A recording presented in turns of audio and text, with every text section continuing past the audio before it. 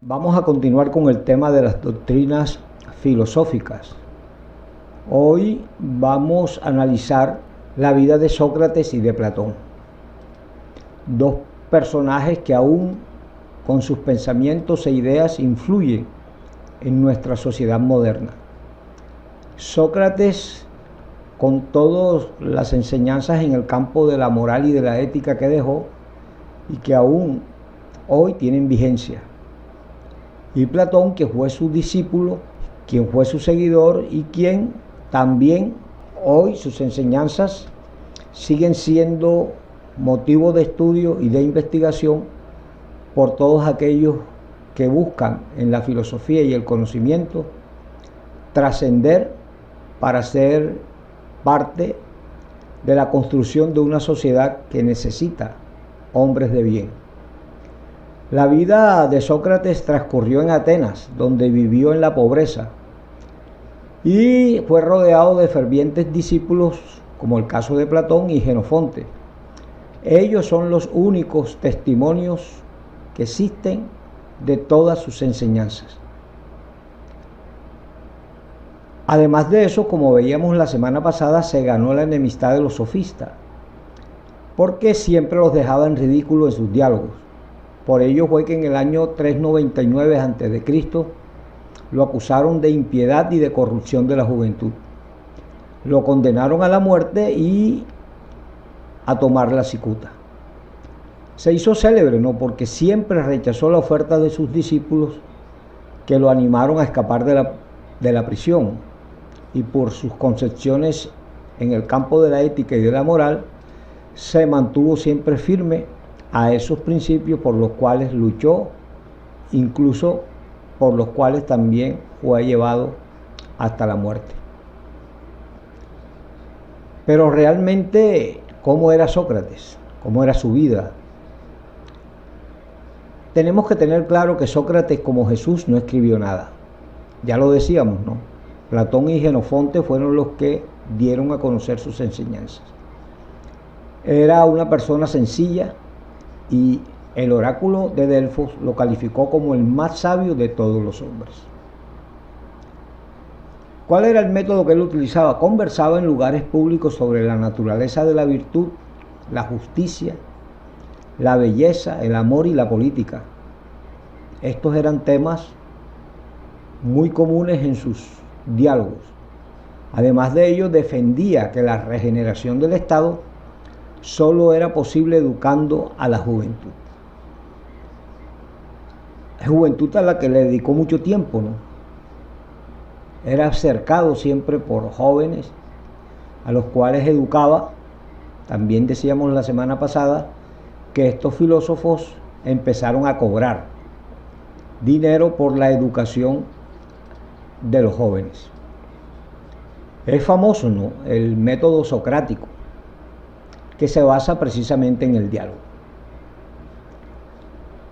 Hay un libro que se llama Los Diálogos de Platón, que ahí es donde Platón da testimonio de las andanzas del maestro, o sea, de todas las enseñanzas que ofrecía a la sociedad de esa época. En esos diálogos de Platón se identifican los siguientes momentos. La ironía. Sócrates se presenta como un ignorante y se limita a asediar con preguntas a los sofistas, quienes suelen terminar contradiciendo sus creencias y reconociendo su ignorancia en el tema que planteaba Sócrates. Una de sus célebres frases es: solo sé que no sé nada. Y el otro momento es la mayéutica, que es el arte de hacer parir, porque ese era el oficio que ejercía la madre de Sócrates, que se llamaba Fenaretes. Y así lo llamó el filósofo en su labor de ayudar a los interlocutores a encontrar la verdad dentro de sí mismo. Ese es el tal famoso llamado método mayéutico.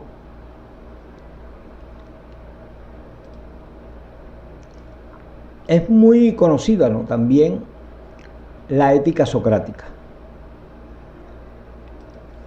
que está basado en unos fundamentos morales donde él enseñaba que el principio y origen de la vida moral es la conciencia, viéndolo desde una visión interna que nos dice qué es lo que se debe hacer. Por eso es que él insiste mucho, ¿no?, en ese tema de conócete a ti mismo. Y él recurría frecuentemente a su demonio, que no era otra cosa que su propia conciencia. Algunas otras concepciones hablan que el demonio era su ángel de la guarda o su guía espiritual. Además, Sócrates enseñaba que todos los hombres son sujetos que tienen una moral y que la vida moral no pertenece a unos pocos, a los favorecidos por la fortuna o el éxito. Además, su ética es intelectualista, pues identifica el bien con el saber. Para él no se puede conocer el bien y no practicarlo, y por tanto quien obra mal lo hace por ignorancia sobre lo que es bueno. Por otra parte, su ética también es eudemonista, pues identifica en la virtud el fin del acto moral y a su vez la felicidad como finalidad de la virtud. Ahí está en resumen cuál era la ética de Sócrates. Ahora miremos a Platón y su teoría de las ideas. Pues esa es la base de toda la filosofía de Platón. Para él las cosas que se experimentan con los sentidos, ya sea la vista, el tacto, el oído, etc., son particulares y pueden cambiar. Sin embargo, dice Platón, la mente humana posee verdades que, por el contrario, no cambian, porque son universales y además de eso son necesarias, que son en el sentido pleno de la palabra.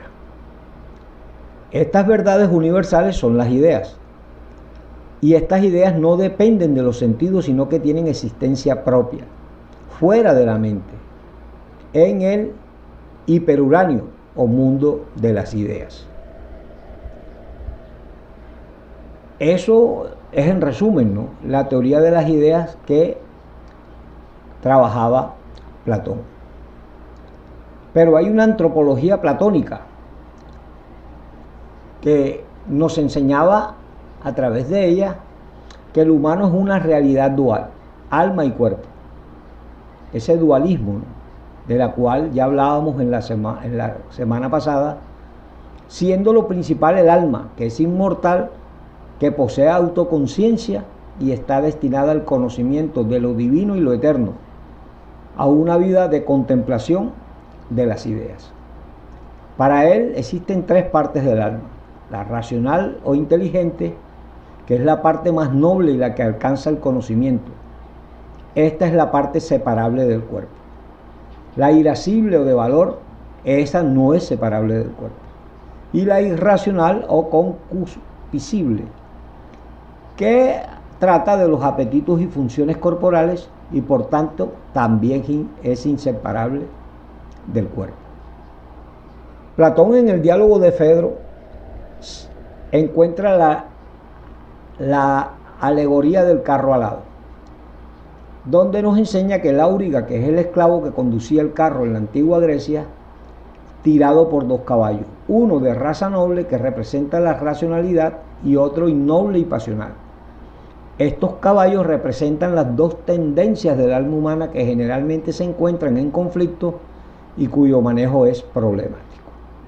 Entonces miren, el uno es de raza noble que representa la racionalidad y el otro es innoble y pasional.